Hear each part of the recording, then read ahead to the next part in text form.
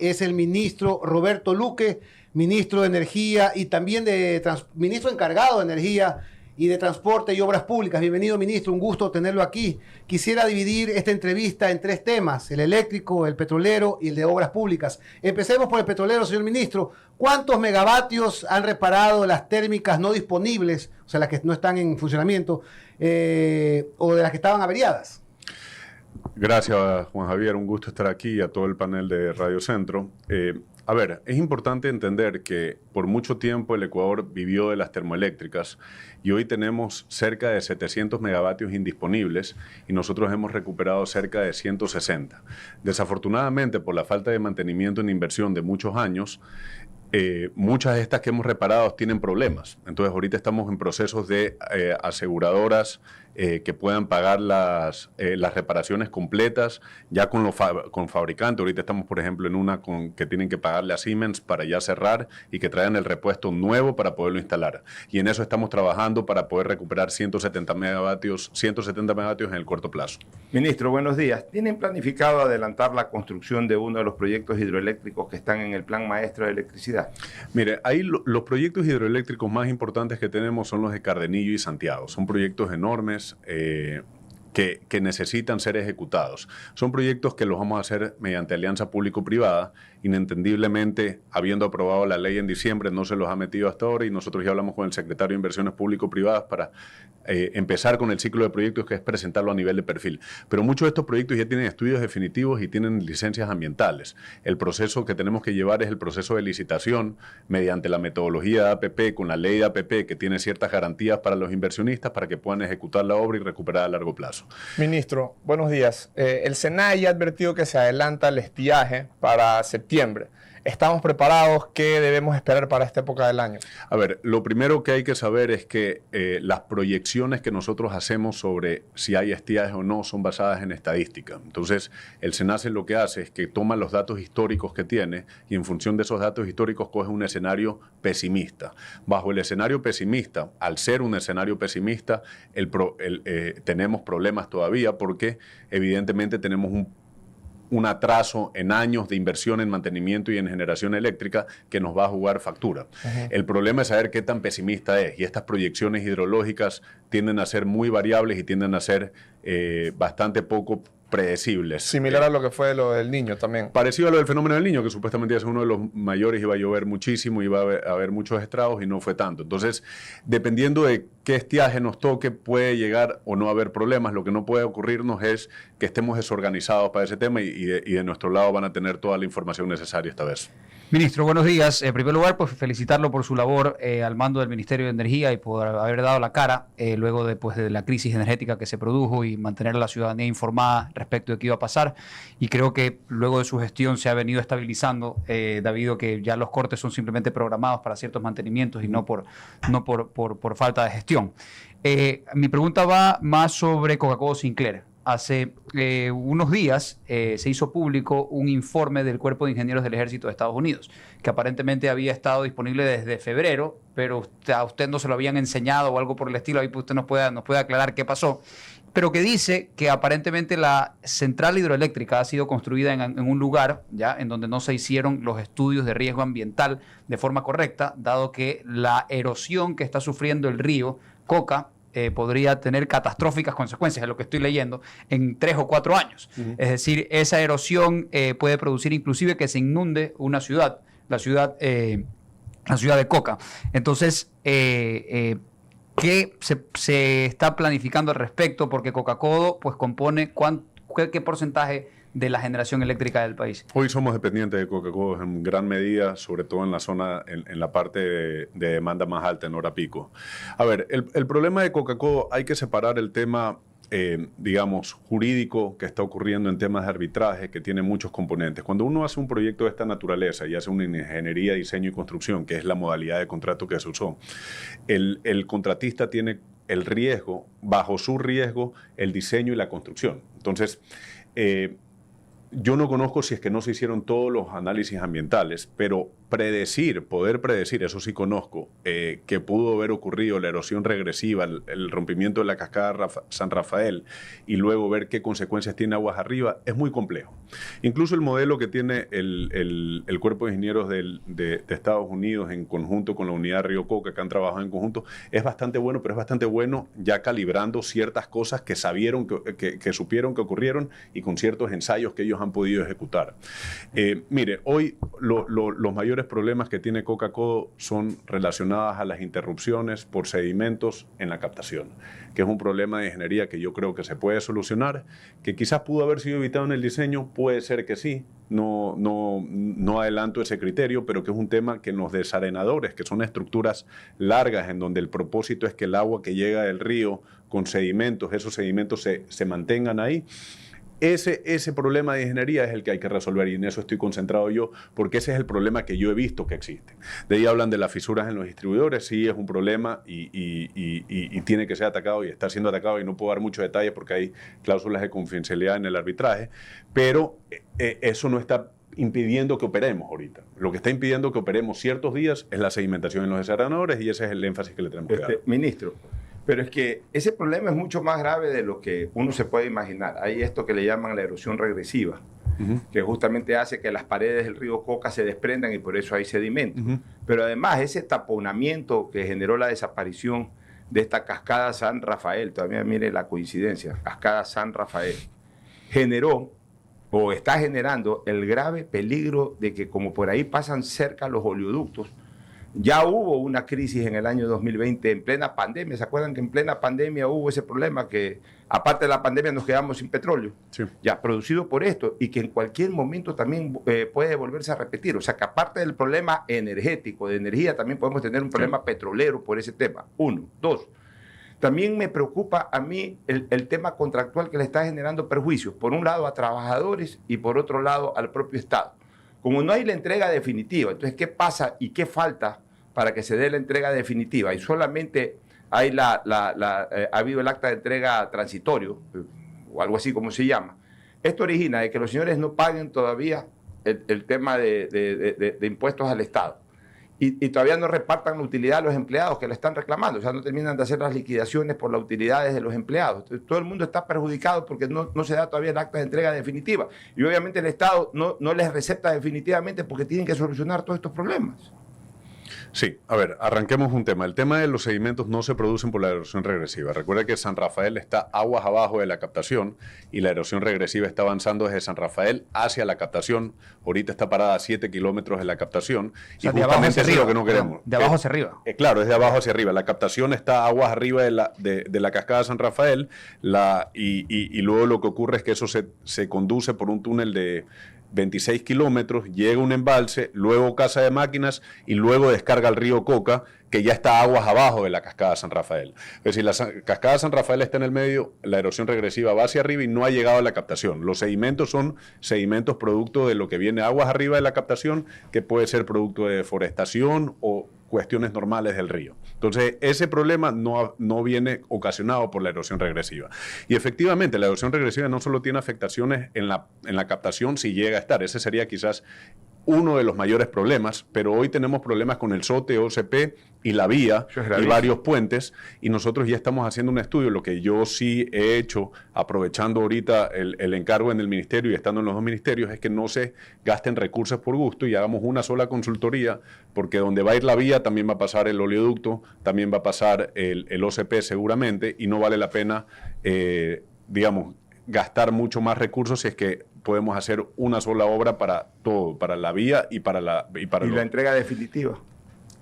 Bueno, y sobre la entrega definitivamente tiene que eso esclarecerse y terminarse una vez que se termine este proceso de arbitraje, en donde primero, en este tipo de contratos hay las juntas de resolución de disputas. La Junta de Resolución de Disputas ya ha hecho ciertas definiciones. Unas se han acogido de parte del contratista, unos se han acogido de parte del SELEC, y luego las divergencias se las trata en el arbitraje que está en proceso ahora a través de la Procuraduría. Ministro, uno de los temas más controversiales ha sido este tema de los millonarios contratos colectivos en el sector eléctrico. ¿Cuándo va a poner orden ahí el gobierno? Bueno, ya estamos empezando, estamos trabajando. La ministra de Trabajo tiene eso como uno de sus objetivos principales y estamos trabajando en conjunto con ella, porque evidentemente en el sector energético es donde más problemas tenemos y es un sector que no funciona. Ahí solo para que ustedes conozcan, tenemos gente que llega a ganar $13,000 en servicio al cliente, que es las quejas que yo más recibo de Senel, por ejemplo. Qué locura. Y tenemos casos en donde si uno analiza la data y ve el número en el subsidio de antigüedad que tiene el contrato colectivo y uno ve el número de años de antigüedad contra el sueldo que se recibe, uno puede ver que hay gente que tiene 30 años y no recibe o recibe muy poco, y hay gente que tiene 30 años y recibe muchísimo. Entonces, ni siquiera es coherente dentro del mismo contrato colectivo. Entonces hay muchas distorsiones que vemos ahí y efectivamente lo estamos trabajando con la ministra de Trabajo. Cuando tengamos definiciones, este tema vale la pena decirlo cuando ya se tomen ciertas decisiones, pero ya la ministra adelantó, sacó un acuerdo ministerial que va justamente para tratar este tema, ¿no? Un tema eléctrico más, ministro, aquí hemos hablado una infinidad de veces con el Pocho, el tema del pliego tarifario diferenciado. ¿Cuándo se lo revisa? ¿Por qué la costa debe pagar más en época, por ejemplo, de invierno, que hace tanto calor aquí? Bueno, lo que ocurre es que nosotros tenemos, se ha establecido un pliego tarifario que no sea lineal, sino que mientras más consumes energía, el costo de la energía, el costo unitario tiende a ser mayor, es como exponencial. En ese sentido, por ejemplo, muchos de los reclamos que yo tuve durante la emergencia están relacionados a planillas más altas. Y resulta que tuvimos la coincidencia de que mientras hacía muchísimo calor teníamos los cortes energéticos, pero es una realidad, porque yo lo hice chequear, no solo me fío en lo que me dicen, sino que hice chequear data en que nosotros estuvimos 1.5 grados arriba en abril, respecto a los años pasados y a los meses pasados. Hubo una ola de calor que ahorita, por ejemplo, estamos fríos. Y hoy la demanda energética hoy es de 92 gigavatios hora. Claro. En abril llegó a ser 106. Pero Está ¿cuándo fresca se la puede cambiar costa. ese pliego tarifario? Porque eso es injusto para los que habitamos en la costa. Estamos revisando el tema de manera general. No quiero adelantar el tema de costa o sierra, simplemente estamos revisando en general varias cosas. Muchas de las cosas que nos vamos a encontrar ahí es el problema de que el pliego tarifario, digamos, en general, nosotros tenemos energía eléctrica que en parte está subsidiada y ese vendría a ser un Todos problema. nos subsidian. Pero, este pero país, ¿cuál, ministro. Sí. ministro, Sí, cuál sí. sería respecto de este tema tarifario? Porque esto comenzó hace años, no sé si usted se acuerda de cuando Rafael Correa cambió las tarifas, creó este baremo de 500 megavatios y 700 megavatios en el invierno para la costa y 500 en el verano. Ya hubo en su momento una acción de protección, me parece que fue de Dalo Bucaram, en donde se eliminó la resolución que pues, imponía estas tarifas. Luego las autoridades eléctricas volvieron a ponerla. Y en fin, hemos estado en estos dimes y diretes durante todo este tiempo. Pero, a ver, lo que sucede es, le pregunto yo, ¿es técnicamente correcto desde el ámbito eléctrico cobrar más por el mismo servicio? Es decir, como por ejemplo, el problema, si yo tengo una llamada telefónica con usted y yo a los 15 minutos, me pasé de los 15 minutos, el minuto 16 ya me cuesta más. Ese es el concepto. Yo entendería que es un incentivo a limitar el consumo. Al ahorro. Muchas de las cosas, pero claro, a veces, y yo sí entiendo la preocupación, es injusto lanzársela al ciudadano cuando nosotros mismos somos muy ineficientes en temas de pérdidas y en temas de personal, todo lo que estamos hablando. Entonces, yo lo que quiero, y a mí me gusta trabajar así, es analizar toda la data. Estoy pidiendo que me hagan todo un mapeo del país, a ver si es que existen razones lógicas bajo ese tema. Una de las cosas que, por ejemplo, yo hablaba con expertos de climatización, que está ocurriendo aquí en Guayaquil muchísimo, es que los sistemas de aires acondicionados que usamos son muy ineficientes y a veces nos venden gato por liebre, digamos. Tienes Inverter que no es inverter. No, y no solo eso, sino que son 9.000 BTU, te lo venden como 9.000, pero no son 9.000. Entonces, para tú poner la temperatura, le cuesta mucho más al aire y consume mucho más al aire para llegar a la temperatura que tú quieres. Pero, ministro, sobre ese tema yo sí quiero insistir, porque se habla de subsidio. O sea, por eso digo, todo en este país es subsidio. O sea, la gasolina no la subsidian. Sin embargo, pagamos un valor importante por galón. Que la energía eléctrica no la subsidian y pagamos unos planillones. Ese tema yo lo he estudiado y lo vengo denunciando años, ministro. Esto de esta injusta tarifa de incremento exponencial del pliego tarifario. Y es tan sencillo explicarlo y lo he puesto como ejemplo. Y ahorita lo voy a poner aprovechando hasta para hacer publicidad. Si esa tarrina que usted tiene atrás de Rapidito del Oriental, que es riquísima, vale $1, me como mi tarrinita del Oriental $1. Pero si me da más hambre y quiero comerme una segunda tarrina y compro la segunda tarrina, debo de pagar $2. Pero resulta que si la primera tarrina me cuesta $1 y la segunda tarrina, por ser segunda tarrina, me cuesta 1.40 y la tercera tarrina me cuesta 1.80, y entonces si me como 3 tarrinas, que lo lógico es que mientras más tarrinas como, más pago, pero pago en razón del mismo valor, $3, estoy pagando una cuenta de $5. Eso es lo que ocurre con este salto de los pliegos tarifarios. O sea, el que más consume debe pagar, pero debe pagar por la cantidad que consume bajo el mismo valor. No es que por el salto tengo que pagar un porcentaje superior, y entonces pasa, o sea, ¿cómo los ciudadanos podemos medir? A ver, estoy exactamente ya llegando al consumo en donde la tarifa vale tanto, ya no me puedo pasar, ya apago todo, ni siquiera podemos controlar eso, porque eso es imposible de controlar. Por eso que salen unos planillones increíbles, prácticamente con el mismo consumo de un mes a otro. Yo no creo que sea por eso. Yo creo que sí es verdad lo que usted dice. El ejemplo de las tarrinas es exactamente así. Se está castigando al mayor consumo para limitar el consumo. Eso es verdad. El problema es que muchas de las veces la gente no lo controla porque en realidad estamos respondiendo a algo que es el calor que se está sintiendo en esa época. Por ejemplo, y yo he visto, y le puedo pasar la data después para que la revisen, cómo del 2022 al 2024 se ha incrementado la temperatura en los inviernos considerablemente en la misma estación, en la de la parroquia Tarqui, y cómo está correlacionado el consumo en kilovatios hora en la parroquia Tarqui versus la temperatura en esa estación. Es impresionante la correlación que existe. Por cada grado Celsius de aumento hay un 20% mayor de consumo en kilovatios hora, que no se traduce en 20% de consumo en dólares, porque es más por lo que usted está diciendo. Claro. Vamos a temas ahora petroleros, ¿les parece? Vamos. Son las 8:53. Señor ministro, usted ha dado plazo de 90 días para presentar un nuevo pliego de contratación y sus términos de referencia para repotenciación de la refinería de Esmeraldas y la instalación de un tren de alta conversión. ¿Cuál es el problema de fondo que ha impedido que culmine con éxito este proceso? Mire, aquí hay varios problemas y los voy a hablar de manera conceptual y no entrar en el detalle, pero muchas veces en este país los procesos de licitación para este tipo de proyectos se hacen con ciertas consideraciones que un oferente internacional posiblemente no esté de acuerdo y no se ve incentivado a participar. Entonces, en muchos de esos temas son temas de arbitraje que se los va a impedir, cuando realmente lo que tendremos que hacer es pasar por el procedimiento de Procuraduría para que se lo considere, por un lado. Por otro lado, condiciones claras, pliegos claros, métodos de evaluación claras. Y por otro lado, y esto es una hipótesis y no lo puedo confirmar, pero tampoco es que tengo muchas dudas, es que seguramente hay temas de corrupción y hay gente que no le interesa que esto se ejecute. ¿Y en qué tiempo? ¿Qué tiempo se va a dar para la... A ver, mire, este es un proceso que, como yo siempre digo, en estos procesos que son importantes, más que el tiempo, importa hacerlo bien. ¿Cuánto nos hemos demorado en hacer 3, 4 pliegos? Yo lo que creo es que tenemos que tomar el tiempo que demore. Un embarazo dura 9 meses y nadie quiere que dure menos, digamos. Cuando apuras mucho, las cosas importantes pueden salir muy mal por apurarlas.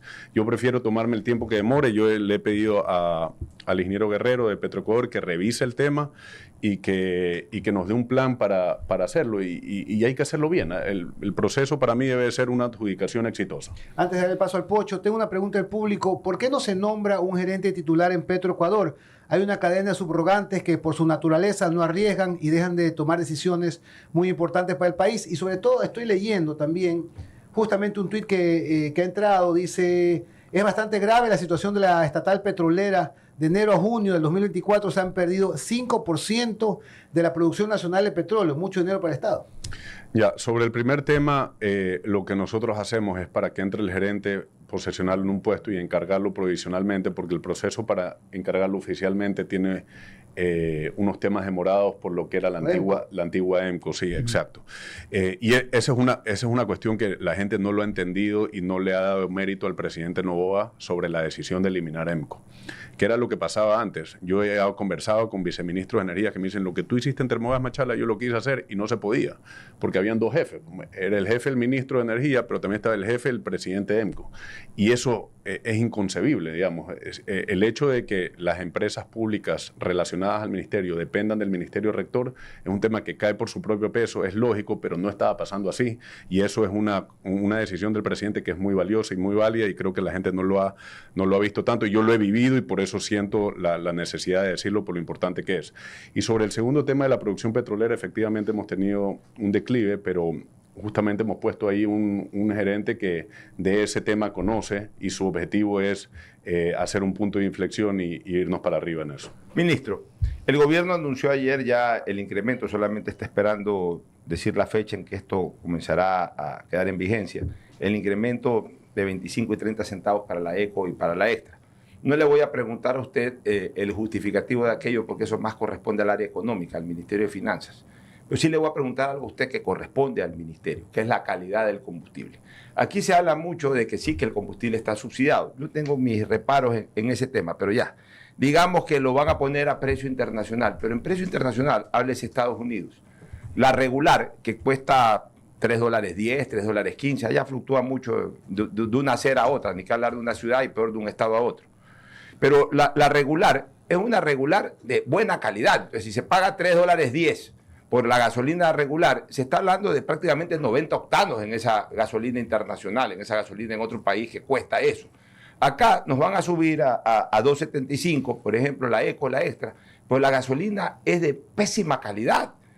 Creo que no llega ni a 84, 85 octanos. Entonces nos suben el precio, pero la calidad es mala. ¿Qué se va a hacer para compensar también en ese sentido? Ok, se va a pagar más, pero también va a mejorar la calidad del combustible con estas mezclas que hay entre la producción de la refinería ecuatoriana más las que se importa. ¿Cómo nos puede, digamos, la gasolina que se importa, cómo nos pueden garantizar a los ecuatorianos, a los que compramos gasolina para nuestros vehículos, que la gasolina va a ser de mejor calidad? Mire, yo no le voy a mentir, yo tengo a veces las mismas dudas que usted y hay que tomar con mucho cuidado la información que yo recibo a veces, pero en realidad lo que deberíamos nosotros estar haciendo es auditar bien y fiscalizar bien cómo se está haciendo el proceso de fabricación de esta gasolina. Pues en parte lo que estamos haciendo es que tomamos lo que refinamos y lo mezclamos con gasolina importada de mejor calidad, diga usted la de 94, la mezclamos con una de mala calidad que es la que nosotros refinamos y a la Ecopaís le metemos algo de etanol, pero yo ya he escuchado ciertas denuncias sobre cómo se juega con ese octanaje que importas, los precios y una serie de cosas más que finalmente si importamos quizás podamos estar usando más, pero todo tiene que aterrizar un análisis de costos para ver cómo nos está dando ese tema y una trazabilidad que debe existir y esa data es la que yo voy a pedir para analizar este tema y poder ver qué decisiones se tienen. Hoy no tengo la respuesta a su pregunta exacta, pero sí es un tema que a mí también me preocupa porque evidentemente estamos mezclando dos gasolinas, una de mala calidad y otra para llegar a un medio, pero si es que hay algo o algún engaño en lo que estamos importando o en lo que estamos produciendo, eso se va para abajo, ¿no? Ahora, a propósito, hace meses atrás entrevistamos a alguien experto en etanol. ¿Por qué no usar más etanol, que eso a su vez da más trabajos a los agricultores? A ver, y no solo eso, digamos, la venta que se le hace al etanol también es que si es que le pones un poco más de etanol, reduces la gasolina de alto octanaje que estás importando, que en teoría debe ser más cara de la... por supuesto, la si importación si es así y lo costeamos bien, deberíamos impulsar ese tipo de... ¿Y por qué no y ver la capacidad. No, digamos, nosotros estamos analizando todos los temas y esa es una opción que tenemos. Estupendo. Sí. Vamos ahora a obras públicas. Estamos en energía, petróleo. En petróleo, ¿cómo va el tema del desmantelamiento del Yasuní TT? A ver, ahí tenemos un comité. Afortunadamente, yo tengo que decir, entre finales de esta semana y la próxima ya tengo viceministro de hidrocarburos. La próxima semana tenemos la primera reunión de este comité de ITT, en donde yo lo primero que quiero hacer es técnicamente escuchar a los técnicos de qué es lo que implica un desmontaje de esta naturaleza, ver los tiempos, ajustarlos al tema de la Corte y ver si es que eso es algo factible. La Corte emitió un criterio, me imagino yo, respaldado en algún análisis, pero yo tengo que responder al tema técnico y ver cuánto eso demora y ver si compaginan o no para ver de ahí qué decisión tomamos. Yo tengo una pregunta, tengo una pregunta sobre los OCP, en cambio. ¿Será operado por Petroecuador? Uno, de no ser así, ¿bajo qué condiciones se encargará esa operación? ¿Se encargará esa operación? No, yo he hablado con la empresa a cargo del OCP y lo más probable, digo lo más probable en el sentido de que podamos llegar a acuerdos básicos sobre el tema, pero yo no quisiera que la OCP recaiga sobre Petroecuador, que ya tiene varias cosas y que no necesariamente las están haciendo bien con la cantidad de problemas que tienen. Pero yo estoy buscando una ampliación de contrato. Esa ampliación de contrato tiene que ser con reglas justas y con inversiones que tengan que hacer en favor del Estado y en favor del OCP. Y en eso estamos trabajando. La gente me está diciendo ¿qué entrevista tan dinámica? En cuanto a lo del ITT, volviendo a ese tema rápido, se supone que lo cierran en agosto, estoy leyendo, pero eso me parece imposible. De aquí Sí, son a mes ver, y medio. en agosto me parece que es el tiempo que dio la Corte. Te repito, yo creo que lo primero que tenemos que hacer es ver técnicamente cuánto nos demoramos. Y en esa técnica, si es que estamos desfasados de eso, ver qué decisiones podemos hacer jurídicas o pronunciamientos o consultas. Pero a fecha de hoy, o sea, ahorita el ITT está produciendo. Está produciendo. Ya. A ver, podemos ir ya a obras públicas. Una más. No hable serio. Rapidito. Usted anunció, señor ministro, la última. Dele. Última de petróleo. Usted anunció, señor ministro, que va a cambiar los contratos de prestación de servicios por contratos de participación. ¿Cómo se va a dar ese cambio en los contratos vigentes? Bueno, el detalle lo está manejando Petrocor directamente con el ingeniero Guerrero, pero él está justamente en conversaciones ahora con las petroleras, porque queremos ese cambio ese punto de inflexión para aumentar la producción, y en ese sentido él está viendo la mejor modalidad contractual que puede implementar con cada una de ellas en función de un contrato vigente, en función de nuevas inversiones que las petroleras sí quieren hacer, y en que sea beneficioso para el Estado en la medida en que podamos exportar más por un lado, pero también que haya un acuerdo lógico entre ellos. Entonces en ese sentido él se está manejando y está viendo caso por caso qué resultados será. Estamos conversando con el ministro de Energía y Obras Públicas, Roberto Luque. Ahora sí, dele Bien, con todo es que obras no, públicas. sabe que está a cargo de dos ministerios, que son dos ministerios inmensos. Pero Que en realidad Sí, son claro. cinco. Y ha sido muy Claro, dinámica. Sí, la sí. gente está que aplaude. Está el que me dinamismo. escriben también, está que me escriben, pregunta tal cosa, y yo aguanta, pana, que quiero yo también preguntar. Bien, a ver, pasemos a obras públicas, que es la cartera pues que inicialmente usted estaba manejando y sigue manejando. Vamos con la obra emblemática que siempre se pregunta, pero que lamentablemente no se ve muchos avances, que es el Quinto Puente. Una vez que asumió la presidencia Daniel Noboa, se dio para atrás en esta delegación de competencia que se iba a hacer al municipio de Guayaquil, porque pues usted mismo lo dijo, no es que se hizo la delegación en ese momento, sino que se ordenaba iniciar el proceso para. Ok, entonces una vez que ya el ministerio recuperó la competencia, ¿creen ustedes que de aquí a mayo 24, que es el momento en que ya sea que el presidente Noboa se reelija y vuelva a asumir, o se gane otra persona que está dentro de las posibilidades, ¿usted cree que van a tener ya al menos lanzadas las bases o lanzado el concurso para que ya esta obra pueda pues cristalizarse? ¿Quién sabe en cuánto tiempo? Porque inclusive los estudios demoran muchísimo. Sí. ¿Cómo van en eso? Sí, gracias por la pregunta. Mira, aquí hay varios temas. Lo primero que hicimos nosotros es aprobar una ley de alianza público-privada que tiene muchas ventajas. Una de las ventajas que tiene es que tiene un marco jurídico ya estable para los inversionistas y tiene un ciclo de proyecto que pasa por perfil, luego prefactibilidad, luego factibilidad y luego ya la licitación. Eso es importante porque en los tiempos que se establecen se puede llevar a una licitación bien hecha. A veces por hacer rápido las cosas ocurre que se hacen mal. Pero independiente de eso, como es un ciclo que demora mucho, nosotros nos adelantamos, hicimos ciertas corridas financieras y vimos que mucho de lo que iba a pasar, el resultado más lógico que nos podríamos esperar es que de cualquier manera en la estructuración financiera se necesita un aporte estatal. Ya. Entonces, ¿Y cuánto es ese aporte más o menos? Lo que pasa es que el aporte estatal siempre va a depender de qué tanto tú restringas la tarifa del peaje, por un lado, y qué tan costoso sea el proyecto, el valor inicial del proyecto. Entonces, nosotros hicimos varios escenarios y había aporte estatal. En concepto, había un aporte estatal. Okay. Con el presidente, entonces tomamos una determinación. Si va a existir un aporte estatal y el gobierno de alguna manera tiene que poner recursos económicos, los ponemos de una vez y empezamos con obra pública mientras en paralelo avanzamos. Y eso es donde estamos trabajando ahora. Seguramente vamos a empezar el proyecto con obra pública tradicional, que puede empezar, por ejemplo, por los ramales que llegan a Taura, del este y del norte. Y en paralelo vamos a avanzar con un proceso de licitación APP que ya está avanzando, que ya estamos terminando un estudio de tráfico que se dilató en su contratación al inicio, pero que lo estamos trabajando ahora y que eso nos va a poder dar el insumo correcto, que era lo que faltaba en las licitaciones O anteriores. sea, al terminar el periodo, ¿ustedes creen que ya van a tener avanzado el proceso de licitación sí y el proyecto también. y el proyecto? Sí. Y la última pregunta sobre esto, ¿qué tan complicado o qué tan viable es el tema de la llegada del puente hacia, me parece que es el municipio de Naranjal ya? ¿Dónde desemboca el puente?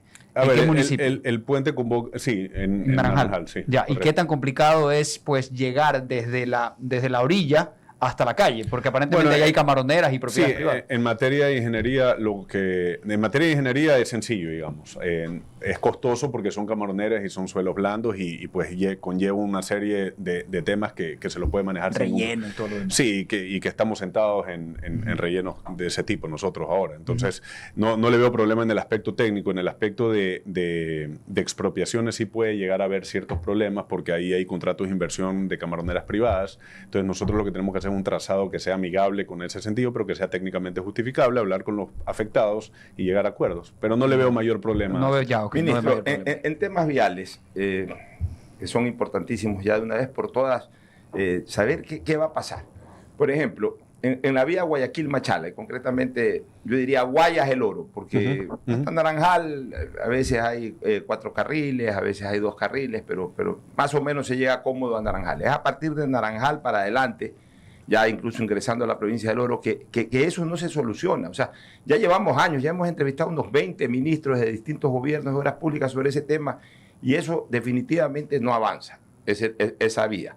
La otra que me preocupa es el tema de la vía Guayaquil-Quito, especialmente después de Buena Fe, de la provincia de Los Ríos, hacia Tandapia, hacia Santo Domingo, que es el sector más estrecho y más peligroso. No sé si ya finalmente se ha ampliado o si está en proyecto ampliar ese tramo de la vía, que es importante. Y lo otro que también es fundamental, ¿cuándo se hace, ministro, una reestructuración de competencias? O sea, ya hay vías que ser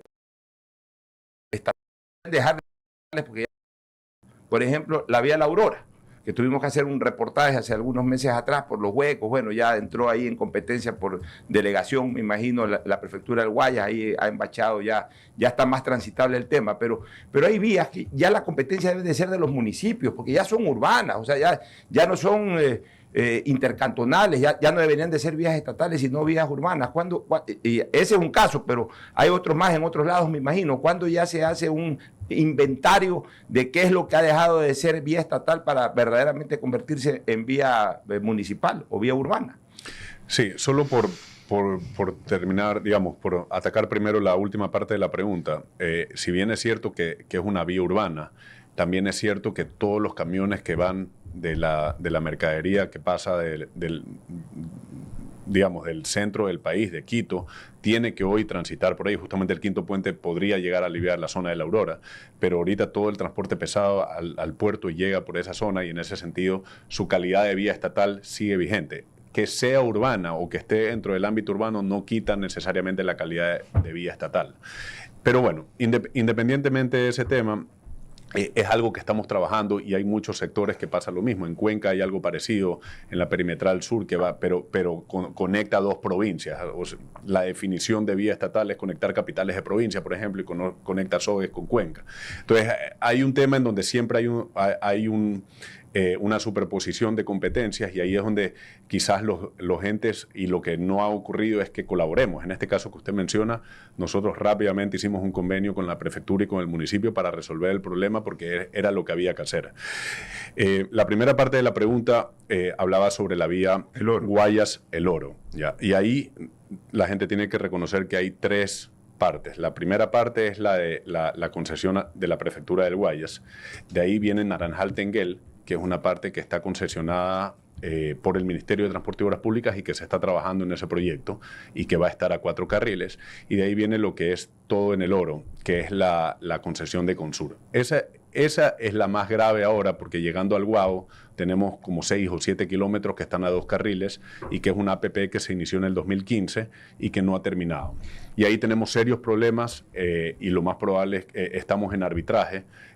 Yo no quiero continuar con ese contrato, soy enfático, ya lo he dicho, y hasta que no se termine ese arbitraje no podemos hacer nada, lamentablemente, pero una de las cosas que nosotros queremos negociar es que justamente como resultado de ese arbitraje se llegue a lo que se llegue, nos permitan intervenir lo más rápido posible, porque esos 7 kilómetros son indispensables para ya terminar. Ministro Luque, sé que tiene otro compromiso, 2 preguntas rapiditas, una del público y es de Galo Lara. ¿Sería factible preguntarle al ministro qué va a pasar con el resto de radares una vez que ellos suspendieron los primeros 39? Ese es Galo Lara.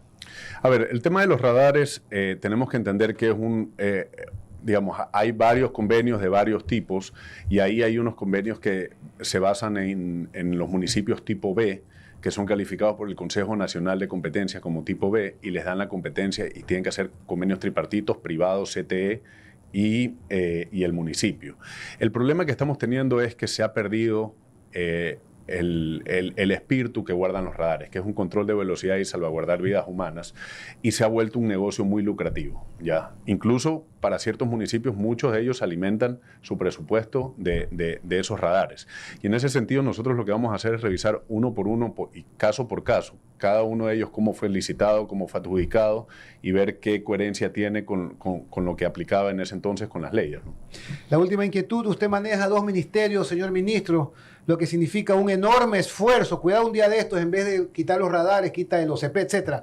¿Ha decidido ya con el presidente a cuál ministerio le dedicará el tiempo completo? Bueno, esas son decisiones del presidente de la República. Yo acataré lo que él diga.